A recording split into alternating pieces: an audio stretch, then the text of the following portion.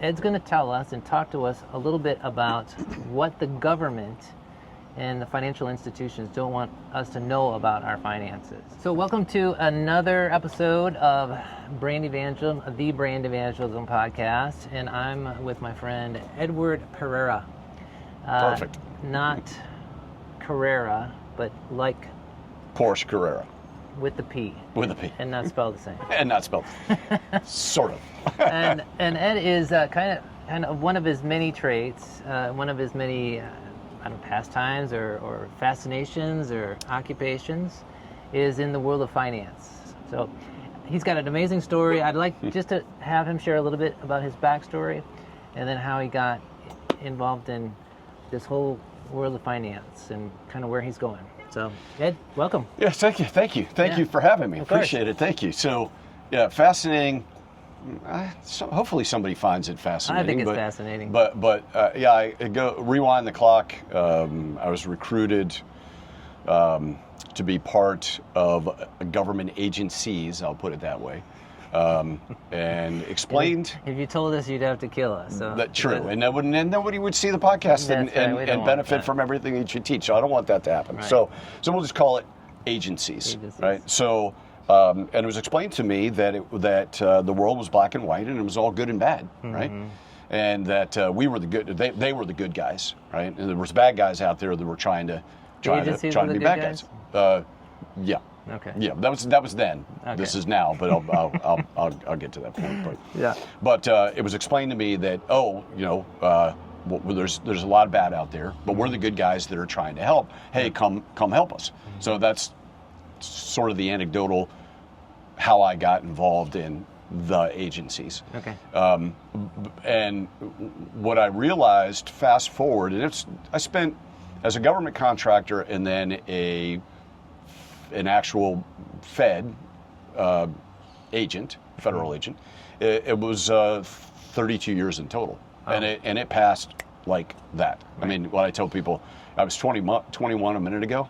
Right. Now I'm almost 61, so I'm not sure what happened, but it happened. Right. So once I got into the good guy business, I did things. This is way back before cell phones, and most of my assignments were little tape player that they sent and said, by surprise, almost accept this mission. Yeah. Actually, there's the new movies coming out soon, but I never looked at it through those lenses. But I had two beepers. This was way before cell phones. Well, not way before, because it was I was the coolest dude at one point because I had the bag that I carried in one hand, and then the phone that charged me $780 a minute, right? Right. But that was at that time, that was your tax. Like a brick, like that was the second generation. So the main mode of communication was beepers. I had two beepers. One you hope never, ever went off. And then one was assignment. So I got a 6-digit code that told me the wheels up time and the LZ, or landing zone in this case, where we left from. And one of the restrictions for me for my personal life was I always had to be within 30 minutes of a airfield, right. Public, private, whatever the case may be. And the second beeper was to the White House, and you hoped it never went off. It only went off once. And that was 9/11. Okay. And that was even now surreal. I know where I was. I was actually in the Pentagon. Fortunately, on the opposite side. Not so fortunate for some of my friends that were on the wrong side, where the plane impacted. But I know exactly where I was, what it looked like, what it tasted, what it tasted like, what it smelled like, and it was not. It was not pleasant, but that literally was the turning point of, and then the whole good guy bad guy type of thing went in a little bit different direction, because then I saw how the government, and this is not an anti-government thing, because I gave almost half my life to supporting everything and defending this country. So, but it's just my realization as I've gotten slightly older. I realized that at some point there was this, particularly based on the assignments that I received, there's this little dot in the middle of the screen of the black and the white, And the little dot over time kept getting bigger and bigger and bigger. And then all the way to the point where I blinked, woke up the next day, and there was no more black and white. It was just gray. Right. So then this introspection, and then I shared with you a little bit about my, how I came to be a believer in Christ. And then it took me on this path of questioning. Who am I? What are my real assignments? What am I supposed to be doing? What does God want for me? And it made me question what's good and what's bad. Sure. And who is telling the truth. Well, at some point, I finally got out of that line of work in September of 2017. And then people go, why? What did you not have fun? Well, yeah, it was really fun until it wasn't fun. Right. I don't know if you think getting shot at's fun, not so much, particularly if you get in the way a couple of them. But the idea of what's good and what's bad, particularly from now a spiritual perspective, is I rely on one source of truth. That's it. Everything else I've come to know through my experience to question, right? And not question from a cynicism perspective, but just question it, right? So not doubt it, but question it. Oh, yeah, not doubt it, but take it. It's the difference between true and truth, right? Every bit of true has a little bit of true in it, but how much you don't know. Yeah. It's like the telephone game. Somebody tells you one thing at the beginning of the first person, by the time it gets to the 10th person, it's not the same story. No. So if you don't question, that's probably one of the most powerful tools that I've been able to understand is absorb. It makes me even smarter in the questions that I ask, but I ask a whole lot of questions, why and how and why did this, right? And all of that has been a blessing because I've now become a believer, right? So what I gleaned out of that and the transition of that is that when I lovingly call it the Matrix, 30 plus years in the Matrix, you get to see what happens behind the scenes, right? And if you've ever seen the movie The Matrix, of course, right, kind of what I'm leaning towards is it's not always as it appears. Right. But I can tell you, the genesis of that, one of the things that God put me on a path to do, is to illuminate people as to their finances, right? From a financial perspective of why do you think you make $10 a month and you spend $11 a month? Because you've been programmed to do that. And if you take that, and I'll give you. We apparently have a train right in our backyard. Yeah. I'll take you one further in that. This is a little anecdotal thing, but have you ever asked yourself the question of why are there bells in school? Have you ever wondered why? I just assume it was that time to dismiss you and head down. Right, but it goes back further. So the whole current school system and its structure is based on the industrial age, right? So when you went to work for a factory, right? The industrial age was they built factories and they needed people to run the factories to do whatever they were doing to make whatever they were making. But in order to do that, and to optimize that for profit for the company, shocker, is that you wouldn't go in and know one discipline. Maybe you're a HR specialist today, or maybe you're an accountant or whatever. You would have to learn 6 or 7 different disciplines. Sure. And you would, I use the example of a shoe factory, right? You would go in, and your first station is you'd make the soles, right? You'd learn how to trace them for the different sizes and cut them out and whatever. And then when the bell goes off, you would go to the leather piece of the puzzle. So you would create the leather for the shoe, and then the bell goes off, and you would go to the grommets or the shoelaces or whatever the case may be. So I kind of gave away the answer, right?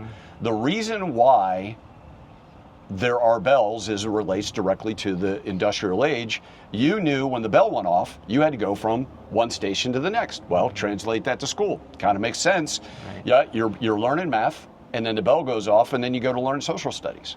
Right. I've asked that of no less than 100 teachers. Guess how many teachers have responded knowing the right answer? 0. Sure. what I mean by that, the reason why I belabor that whole story is because the Matrix has a plan that for 99% of the people out there never recognize that this is a plan of predetermined outcome. Another little anecdote, right? Why do you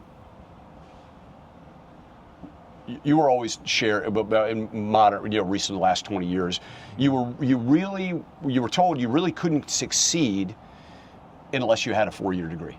Correct. Right? Yeah.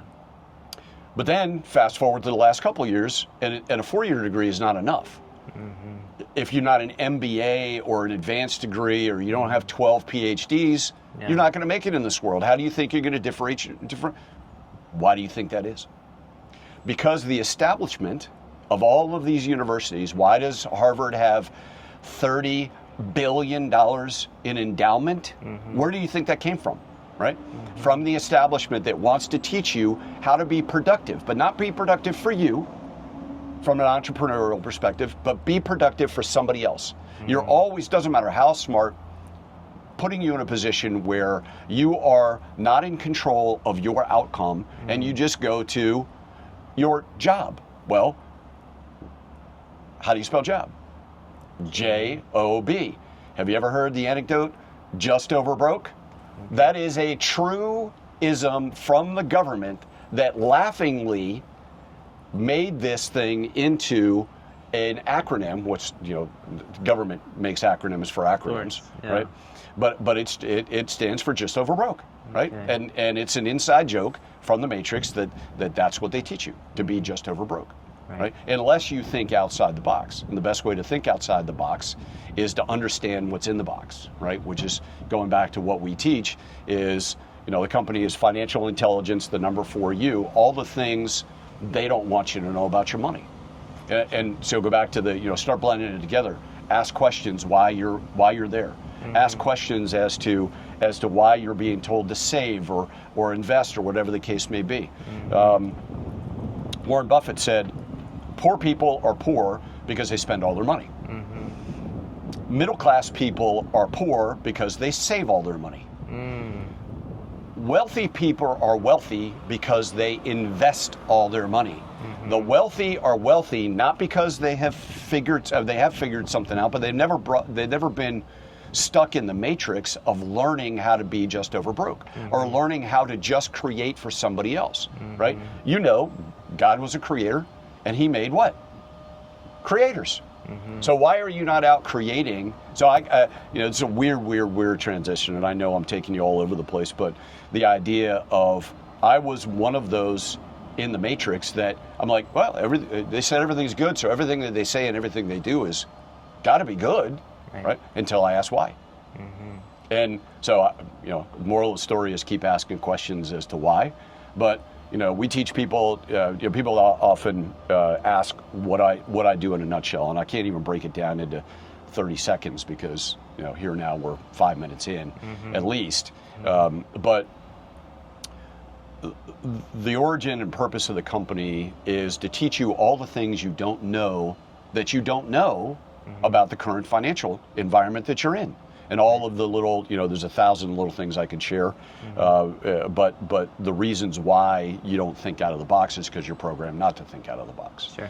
And then on the other side of the fence is decentralized finance, or the new digital world of finance, which people, you go all the way back to the origin of Bitcoin, and if you said Bitcoin, even now people don't understand what decentralized finance is, but mm-hmm. but 10 even 15 years ago, they thought you had 3 heads, mm-hmm. or that you had to be a drug dealer, or you had to be something nefarious mm-hmm. if you were investing in this, whatever this made up thing is, right? So decentralized back then might have been what, money under your mattress?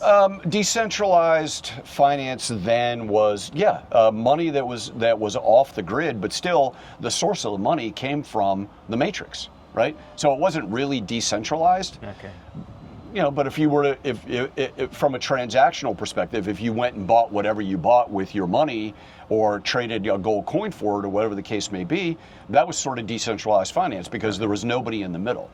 which leads me to well, people ask me, what's the difference between centralized finance and decentralized finance? The simple answer is that in centralized finance, what you're in now, right, has to go through a middleman, a bank, a broker, or whatever the case may be, that knows everything you don't want them necessarily to know. Not you're trying to be nefarious or trying to hide something, but they tell you that you have your privacy. You really don't. Right. A bank gets involved. Versus decentralized finance is all about you and I. It's as close as we can get to the barter system. Back to the barter system. You've got 2 cows. I've got 5 chickens. I need your cows. You need my chickens. We agree on a price, we exchange them, and poof, it's done. There's nobody I've got to go report it to the blah, blah, blahs, or back in Roman times, you did. So that was centralized finance even now, but decentralized finance gives you an opportunity to control your money, to control your transaction, control your privacy, and just do good and be able to control what you have versus the system that you're in now. And I'll end with the fact that you don't have control. You literally don't have control about what you think, what you see, what you hear, what you know, because it's all programmed. You may think you have freedom of thought, and you do, but people learn from what they know. And if all they know has been programmed, then what do you know? What do you know? What don't you know that you don't know to even ask questions about? So that's what you're saying. You're saying that you know what people don't know, and you're trying to inform them on that. The question that I have is, what problem does that solve for them? Well, when you begin to understand in the centralized world, when you begin to understand, for example, and I won't take you too far down the rabbit hole, the Federal Reserve, 9 out of 10 people, if you ask them what is the Federal Reserve, the answer is something like it's an agency, it's a government agency that manages and controls your money. Right. The truth is it's not a government agency. It's a private bank. That has been created. It was created in 1913 to be autonomous from any government entity. Right? Even look now, the Federal Reserve sets interest rates, and then the Treasury prints money out of thin air based on those policies. Right.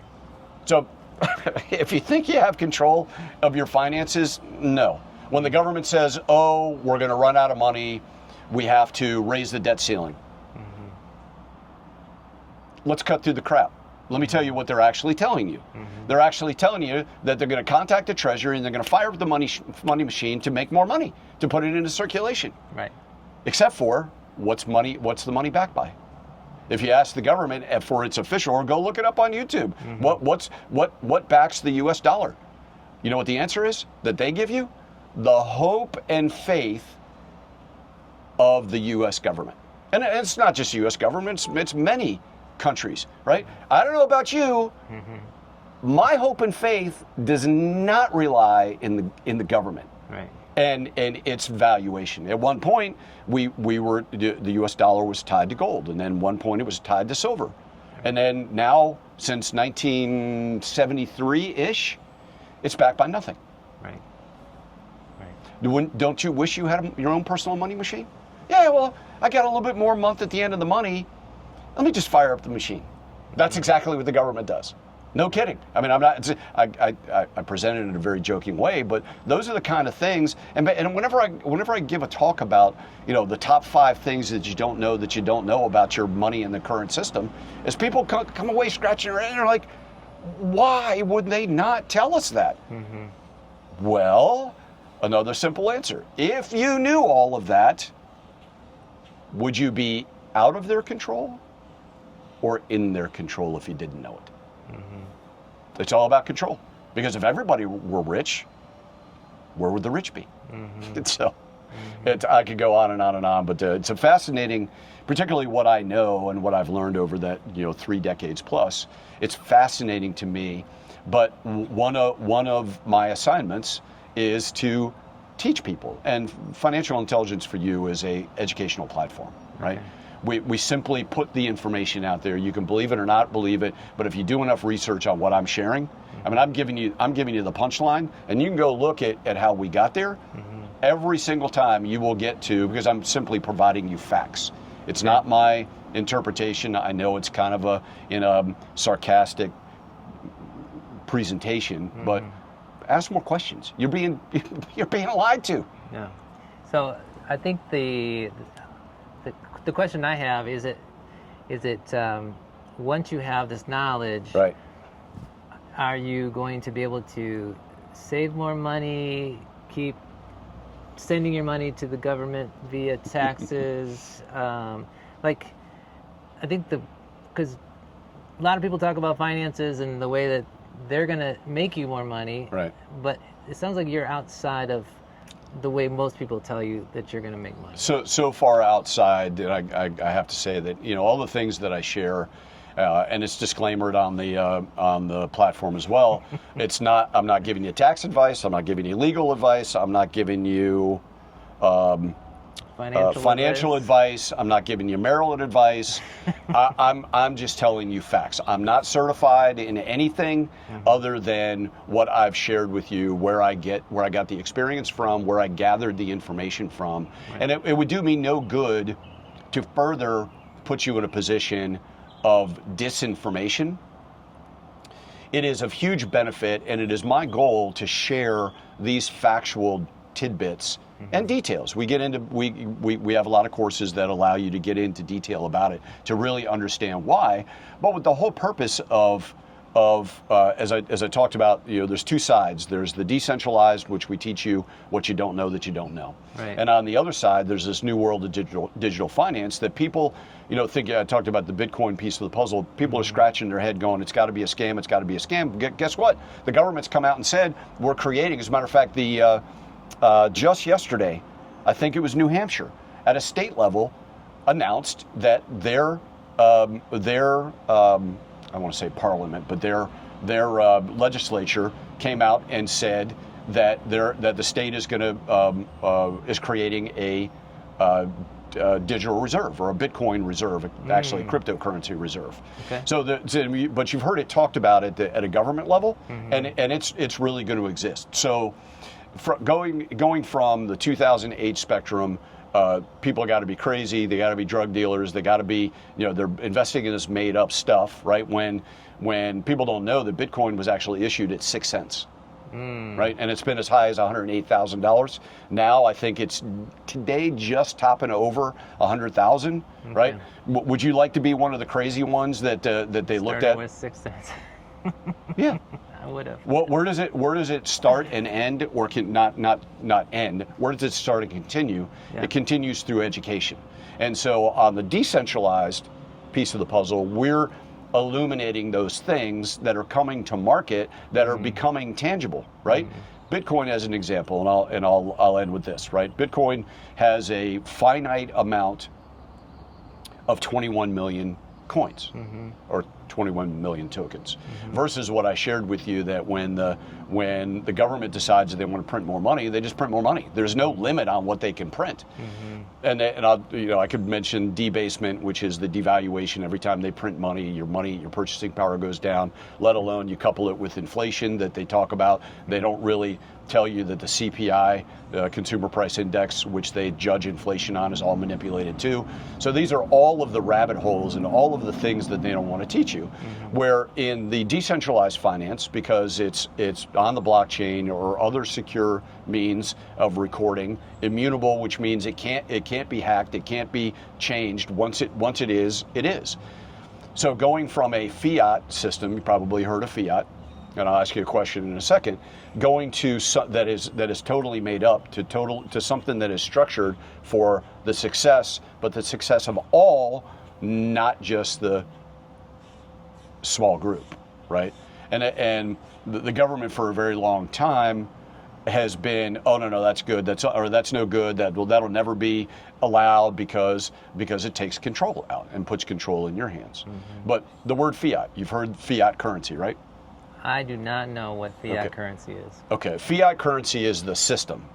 of which we're in. We and every other established centralized finance. So if you remember centralized finance is it an and acronym?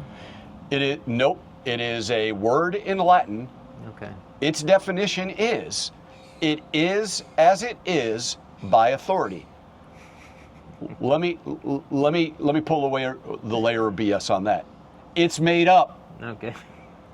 Every fiat system, go look at what happened to Zimbabwe in I think it was either the late 80s or late 90s, where the government came in and hit the reset button, and all the money that you had or thought you had disappeared overnight. Right.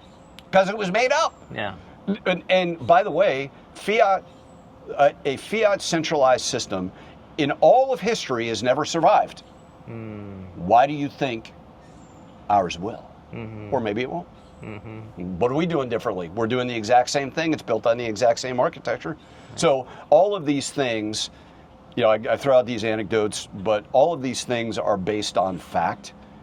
And we're here to educate you. And then yes, you come get educated, you ask more questions, and you go, hold on a second. My 401k that's now a 4K, you're telling me there's some other way? I didn't mean for that to rhyme, but it did. So then we do illuminate opportunities, things that, and when I say illuminate, I truly mean just illuminate. We're not recommending anything, but we've created a portfolio of success, and we're simply teaching people what the options are out there. Okay. And you can or can't. Be a part of it? As long as my goal is to educate. Okay. Educate to the point where you can start asking questions to make smarter decisions for you, your family, and the legacy that you leave behind. So where can they learn more about how to get educated? So the best place, we're actually just building our website out, and it will be ready probably in about a month and a half. But right now, you can go to YouTube and look for Financial Intelligence, the number 4U. And we actually have some of the things that we illuminate on there. We do a weekly webinar that teaches a whole bunch of stuff and how you can prosper. But it really is, and I don't, we don't rush anybody into anything. We want you to be fully educated to where you go, okay, now I have these pool of options. What do I do to maximize? As a good friend, mutual friend of ours, somebody says, ask the question, was this one of those get rich quick schemes? Well, first of all, it's not a scheme, but you better hope it's quick because you can't afford to get rich slow. Right. So, exactly. Again, we're here to educate, and if you glean something away that helps you become smarter about your own personal finances and understanding the current system that you're in. Okay. Goal.